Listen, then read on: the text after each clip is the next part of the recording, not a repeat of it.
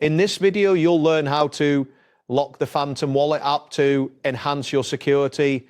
By locking the wallet, you can protect your assets and sensitive information from unauthorized access. Begin by locating your profile icon, which is situated at the top left corner of the app interface.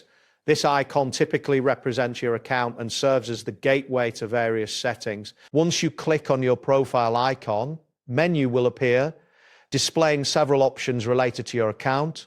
Look for the option labeled Settings located at the bottom left corner of this menu. After selecting Settings, you will be directed to a new screen that contains various configuration options for your wallet. Here, you can manage your preferences and security settings. Next, find and click on the option labeled Lock Wallet. This feature is designed specifically to secure your wallet when you are not actively using the app. After you click Lock Wallet, the app will immediately secure your account.